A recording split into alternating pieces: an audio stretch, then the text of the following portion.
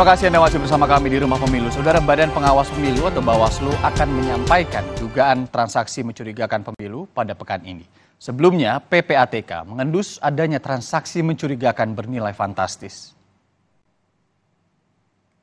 Jadi memang di tahun-tahun politik ini transaksi para peserta pemilu itu memang meningkat ya lebih dari 100% dari indikasi perputaran dana yang ada pada rekening para beberapa peserta yang ada itu mengindikasikan ada dana yang berasal dari tindak pidana.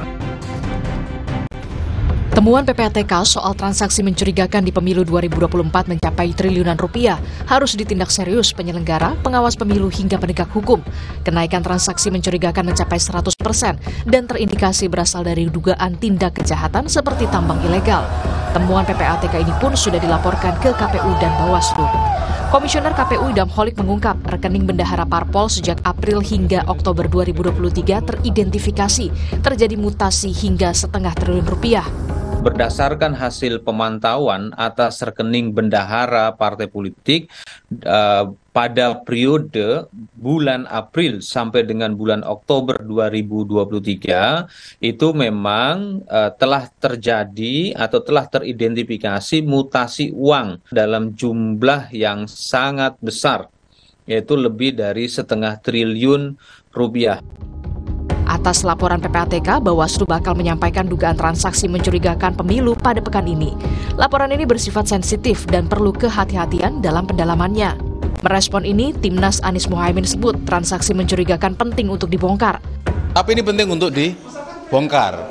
Jangan sampai ini dibiarkan saja, dan Amin menyarankan bongkar setuntas-tuntasnya agar masyarakat tahu siapa yang bermain dalam pilpres ini menggunakan mafia tambang. TKN Prabowo Gibran sebut Capres nomor urut 2 tegas tak mau menerima sumbangan yang berasal dari judi online, narkoba, hingga tambang ilegal. Karena kita tidak mau setiap capres, apalagi Pak Prabowo menegaskan, saya tidak mau dapat sumbangan dari hal-hal yang hitam. Dari judi online, judi, narkoba, apalagi tadi tambang ya, illegal mining itu. Saya rasa Pak Prabowo sudah menegaskan hal itu, dia tidak akan pernah mau menerima uang-uang dari hal itu.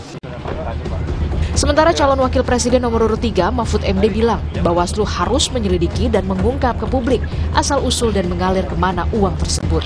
Bawaslu harus menyelidiki itu dan mengungkap kepada publik itu uang apa. Yang kedua, kalau itu uang haram, misalnya pencucian uang, supaya ditangkap.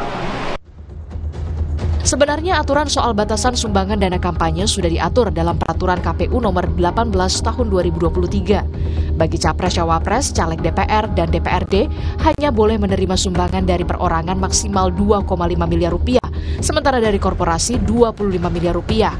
Untuk caleg DPD, sumbangan dari perorangan dibatasi maksimal 750 juta dan dari korporasi 1,5 miliar rupiah. Biaya politik yang tinggi tentu bisa jadi penyebab ada transaksi mencurigakan di masa pemilu 2024 yang dikhawatirkan berujung pada politik balas budi. Tim Liputan, Kompas TV. KPU dan Bawaslu sudah menerima surat dari PPATK soal adanya transaksi mencurigakan di pemilu 2024. Kita tahu biaya politik memang tak murah. Lalu bagaimana pemerintah bisa menindaklanjuti hal ini? Kita bahas bersama pakar hukum tindak pidana pencucian uang, ada Yenti Garnas. Bu Yenti, selamat sore. Terima kasih sudah bergabung bersama Rumah Pemilu. Ada transaksi mencurigakan, Bu, yang kemudian ini adalah hasil analisa dari PPATK diberikan kepada Bawaslu, disurati juga kepada KPU, bernilai lebih dari 1 triliun rupiah. Belum diketahui ini apa bentuknya, ini di rekening partai kah atau di rekening dana khusus kampanye begitu ya. Lazim, Bu, hal-hal seperti ini atau seperti apa? Ini baru atau gimana? Ya, sebenarnya kalau masalah sumbangan untuk pemilu itu kan sejak 5 tahun yang lalu, bahkan juga yang 5 tahun yang lalunya lagi juga ada masalah kan sebetulnya. Sepertinya memang tidak dievaluasi kalau saya melihat ya. Dan mungkin juga tidak punya mekanismenya. Kalau ada, kan ada batasan ya, batasan jumlah, baik perorangan maupun korporasi. Tapi kan hanya batasan. Tapi kan kemudian ada sumbernya dari mana. Dengan batasan itu harus diketahui bahwa itu adalah bukan berasal dari hasil kejahatan, harus itu clear gitu ya. Nah, itu permasalahan. Tetapi masalahnya di sini, bahwa ini ada LHA ya, PPATK itu LHA. LHA itu sudah dari bank atau dari lembaga keuangan lain yang kemudian diserahkan kepada PPATK. PPATK menganalisis dan menurut PPATK ini adalah terindikasi dari hasil kejahatan yang ada dalam Undang-Undang TPPU, yaitu 26 jenis kejahatan. Itu menurut PPATK, itu harusnya kepada penyidik. Saya kira penyidik juga sudah terima, Bawaslu juga terima. Harusnya Bawaslu langsung kerjasama dengan penyidik, tanya kepada penyidik, sudah Langsung, didalami belum? Ya, sudah didalami belum oleh penyidik? Karena kalau Bawaslu saya kira nggak bisa ya. Dia bukan penyidik gitu, tidak mungkin bisa. Tapi kan PPATK juga harusnya menyerahkannya kan yang utama adalah kepada penyidik. Nah sekarang ini adalah Bawaslu harus kerjasama dengan penyidik, minta penjelasan dari penyidik. Ini siapa orangnya, jumlahnya begini, terindikasi dari hasil kejahatan apakah judi online, apakah illegal mining, ataukah dari hasil korupsi atau perdagangan ilegal narkotika. Ini yang banyak ya, atau investasi ilegal kemarin atau dari KSP kemarin yang banyak sekali ya, puluhan triliun, dan kemudian ketika pidananya dijatuhkan perampasannya tidak optimal. Nah itu yang kita khawatirkan pada waktu itu, termasuk setahun yang lalu, jangan-jangan ini memang tidak terlacak, tidak ditindaklanjuti dan nanti digunakan untuk pendanaan pemilu. Nah itu bahaya sekali. Ini sangat bahaya. Bu Yenti, ngomongin bahaya ya. Iyalah ini diindikasi di tambang ilegal dan dugaannya ini untuk kegiatan money politik, satu politik uang untuk mengumpulkan massa begitu. Dari sebelum-sebelumnya Bu, pemilu-pemilu sebelumnya meskipun itu capres-cawapres ataupun pileg begitu ya, pernah nggak ini ada sesuatu yang kemudian diungkap kalau ini ada hasil dari dugaan TPPU, kemudian uangnya ini berasal dari sesuatu yang ilegal? Seingat saya ya, kalau dari sampai dituntaskan dari hasil kejahatan apa tuh tidak. Tapi saya ingat sekali yang di Sulawesi Selatan. Di Sulawesi Selatan itu waktu itu masih 1 orang 1 miliar boleh nyumbang. Tetapi ketika didalami yang nyumbang itu siapa, itu ternyata alamat orang yang menyumbang itu sangat tidak sesuai dengan profil kalau dia itu bisa menyumbang 1 miliar. Ini juga permainan pada masa lalu yang tidak didalami. Kalau ini tidak sesuai dengan jumlahnya ya, jumlah itu tidak sesuai dengan rumahnya, dengan KTP-nya. Lalu ini uang apa dong? Itu kan nggak ditindaklanjuti. Nampaknya sih seperti itu gitu. Potensi TPPU ini kemudian digunakan untuk bermain di politik atau di pemilu ini sangat besar sekali Bu ya? Sangat besar dan sangat berbahaya, dan kami ya, kita ya yang selalu bicara tentang TPPU itu mulai setahun yang lalu ketika ada dari judi online 1 tahun sekian, dari narkoba 1 tahun sekian, dari korupsi belum tuntas penelusurannya, itu kan TPPU semua. Dan kita sudah mengkhawatirkan harus tuntaskan, harus dirampas. Kenapa kalau tidak kita setahun mendatang akan ada pemilu, dikhawatirkan itu mencemari demokratisasi karena pemilu itu kemudian dijalankan atau dilaksanakan menggunakan uang-uang hasil kejahatan. Kenapa bahayanya?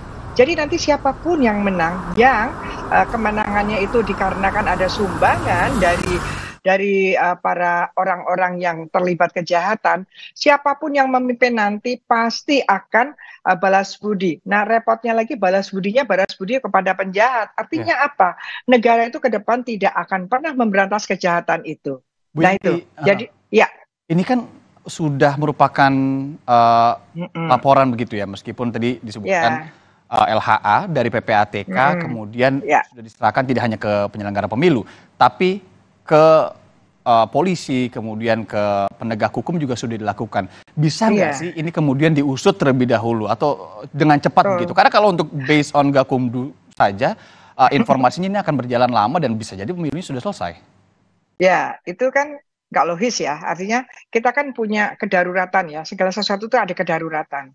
Ya, kedaruratan ini ada something yang emergency. Ya, mestinya bisa kalau kita memang betul-betul akan menyelamatkan pemilu ini untuk menghasilkan pemimpin pemilu yang amanah, yang kemenangannya tidak tercemari oleh hasil kejahatan, harusnya duluan gitu, harus didahulukan. Harusnya sebegitu cara berpikir paradigma negara seperti itu. Dahulukan dulu, cepat tuntaskan ini dari mana. Ah. Ketika ini betul-betul sangat terindikasi dengan hasil kejahatan dari si A, si B, narkoba, illegal logging, illegal mining, korupsi dan sebagainya, harusnya ada mekanisme KPU, drop orang-orang itu harusnya dicoret. Harusnya gitu misalnya itu. Harusnya begitu kalau kita mau konsisten. Oke, Begitu. karena Ya. KPU menyatakan bahwa yang kemudian mereka atur secara undang-undang kepemiluan ini adalah di rekening dana khusus kampanye begitu. Padahal ini tidak dinyatakan secara jelas apakah ini masuk ke RKDK tadi atau ini merupakan wilayah partai politik. Tapi kan kita tahu lah bahwa ini sangat bersentuhan begitu ya. Yang mana Bu? Siapa Bu yang harus kemudian menginisiasi ini secara cepat begitu? Ya kita semua gini ya, itu kan ada dua hal. Apakah itu masuk dana partai berarti kan partainya, ya kan? Atau perorangan berarti politisinya, ya kan? Apapun, kalau itu betul-betul terindikasi dari hasil kejahatan, baik itu partai maupun perorangan, mestinya itu ada degradasi terhadap orang-orang itu. Ada satu terhadap pihak itu, apakah itu korporatnya dalam artian itu partainya, ataukah orangnya yang terlibat bahwa dia misalnya dia mencalonkan legislatif ternyata dia didanai dari hasil kejahatan ini gitulah ya untuk dia kampanye, untuk pasang baliho yang ribuan itu misalnya, itu kan bukan memerlukan uang yang sedikit, itu uang yang banyak. Yeah. Dan siapa yang mendanai itu sangat penting sekali. Yang mendanai itu siapa? Kalau sampai yang mendanai, kan kita yang khawatirkannya tadinya itu kan kalau ada pendanaan yang walaupun itu ilegal, tapi dari orang tertentu dan itu menjadi banyak sekali, dikhawatirkan kan tidak fair.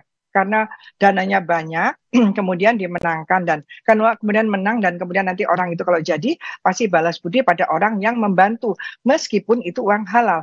Bagaimana kalau kali ini adalah uang hasil kejahatan? Ya jadi bahayanya double gitu ya. Kita mendapatkan kita akan mendapatkan suatu level berbahayanya lebih tinggi dibandingkan kalau ada orang yang menyumbang tapi sumbangannya jauh lebih besar dan memonopoli sumbangan-sumbangan itu. Artinya apa? Kemudian nanti kan kalau yang bersangkutan jadi, apakah itu perorangan, apakah itu partainya, kemudian partai itu atau perorangan itu akan pasti mengganggu sekali jalannya pemerintahan ke depan, keadilan ke depan. Semua yang akan kita lakukan ke depan itu pasti didikte oleh orang-orang yang menyumbang ini. Tersandra lah ya Bu ya untuk kemudian politik balas budi, apalagi kalau ini terbukti bahwa ini dananya ilegal begitu ya, berdasarkan tindak kejahatan, ini gawat juga. Bu Yanti, kalau fenomena relawan sendiri gimana Anda melihatnya?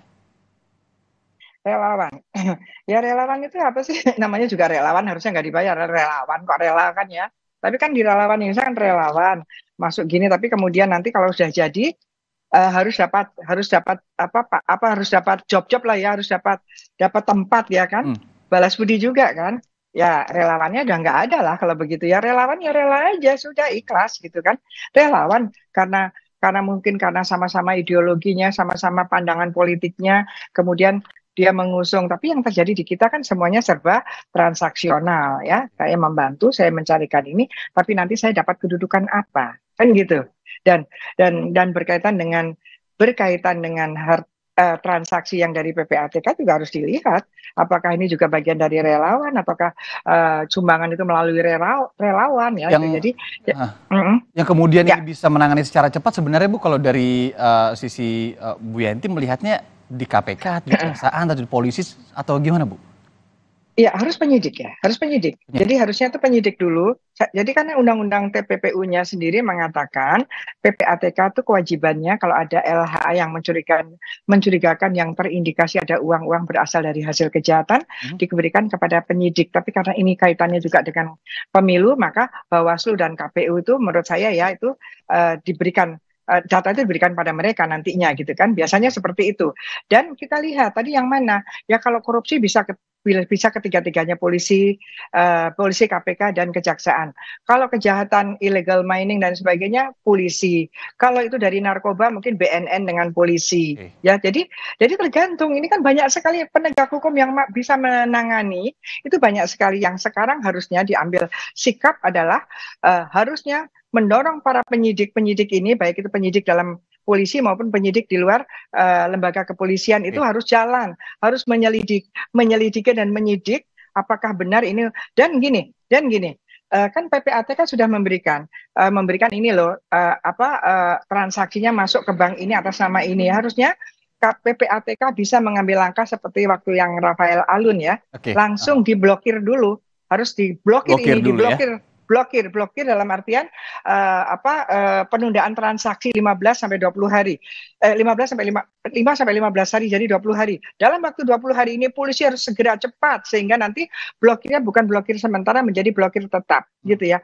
Paling tidak ya, kalaupun ini nanti nggak selesai, paling tidak uang ini tidak masuk ke pendanaan gitu. Nanti prosesnya jalan, tetapi siapapun yang terindikasi dari uang yang diblokir tadi harusnya sudah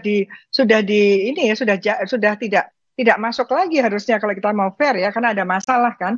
Jadi Bawaslu itu kepentingannya adalah ketika penyidik sudah menyatakan bahwa transaksi-transaksi ini berkaitan dengan si A, si B, si ini, maka Bawaslu harusnya dengan apa yang ada pada kewenangannya mengawasi, menyerahkan kepada KPU, nama-nama ini harusnya sudah dibatalkan. Harusnya seperti itu kalau kita konsisten dan konsekuen dengan aturan-aturan yang kita buat yang intinya ingin agar pemilu itu bebas, jujur, adil. Itu adalah karena jujur tuh karena memang uangnya tidak terlibat dari kejahatan kan gitu kan.